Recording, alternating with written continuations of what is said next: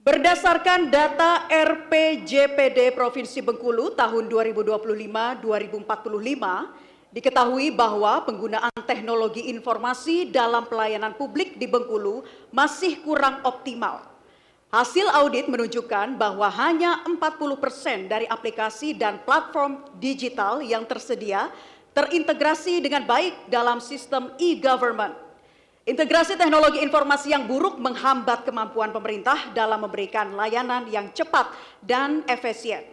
Pertanyaan, program inovatif apa yang Paslon akan lakukan untuk mengakselerasi integrasi aplikasi dan platform digital dalam e-government untuk meningkatkan pelayanan publik berbasis digital? Waktu Anda menjawab 2 menit dimulai ketika Anda berbicara. Ya, jawabannya singkat saja, gubernur baru.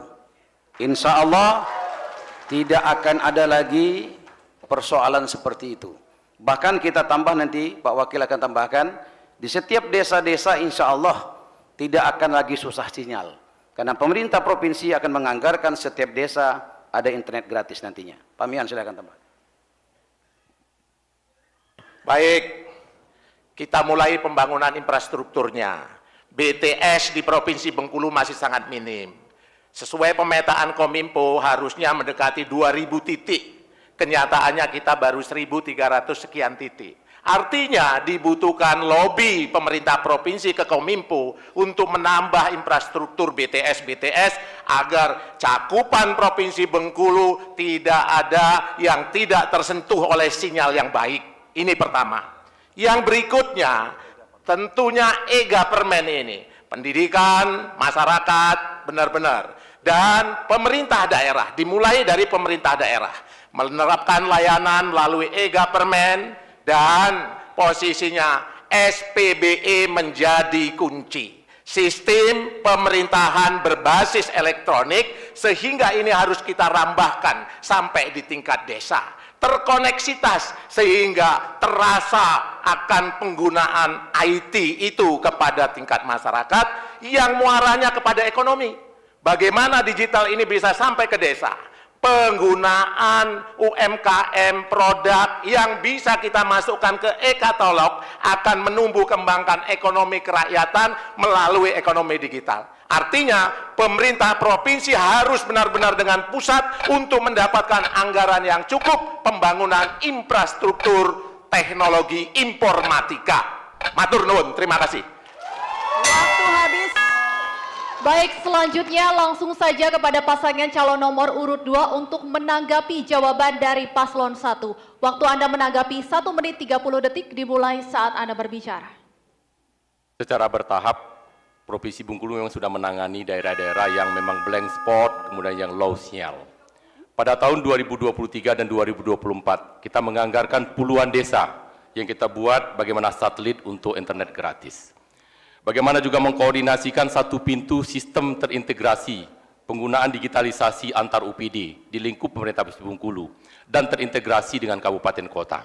Ketika hal ini bisa kita lakukan, maka konektivitas digitalisasi pemerintahan itu bisa berjalan dengan baik. Pada posisi sekarang, sistem pengelolaan pemerintahan berbasis elektronik, skor Provinsi Bengkulu berada pada angka baik. Sementara Bengkulu Utara pada angka kurang, Kota Bengkulu pun juga pada angka kurang. Pada angka yang cukup itu hanya Rejang Lebong, Bengkulu Selatan, dan Kepahyang. Ini angka-angka yang menunjukkan data-data yang sangat valid. Sehingga apa yang kita sampaikan adalah sesuai dengan fakta bagaimana progres digitalisasi di jajaran pemerintahan. Lebih dari itu kami sepakat bagaimana UMKM juga diintegrasikan dalam rangka pengadaan e-katalog. Sehingga betul-betul pelayanan publik juga terbuka dengan sistem informasi layanan publik menggunakan digitalisasi. Semua harus berjalan dengan efektif, baik dari sisi softwarenya dan kesediaan SDM-nya. Waktu Anda masih ada 15 detik, Bapak Ibu. Adik sanak segalonyo, paswak-paswak kute. Mantapkan hati, pilihan hati, coblos nomor 2. Waktu Anda sudah habis. Berikutnya kami persilakan untuk paslon nomor hadirin mohon tenang. Kita lanjutkan ya. Berikutnya kami persilakan untuk paslon nomor urut 1 untuk merespon tanggapan. Waktu Anda 1 menit 30 detik. Silakan. Ya, ketika kami berkeliling dari desa ke desa, dari kabupaten ke kabupaten, persoalan internet menjadi persoalan penting. Sehingga insya Allah ketika gubernur dan wakil gubernur baru terpilih, maka program internet gratis di desa-desa akan kita programkan, kita anggarkan.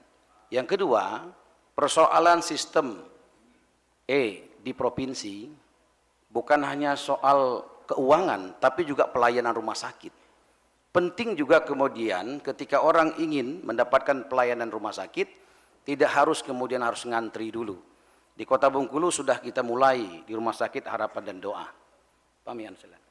Baik, kita akan memposisikan pemerintah provinsi itu adalah keterwakilan pemerintah pusat di daerah. Untuk itu, keterbatasan kita dalam posisi BTS yang masih banyak sinyal yang posisinya harus proaktif membantu kabupaten agar BTS merata di setiap kabupaten sebagai infrastruktur teknologi informatika. Peranan provinsi nantinya akan menjadi fokus agar kabupaten semua bisa terjangkau dengan BTS yang prima. Masih ada waktu? Sudah cukup?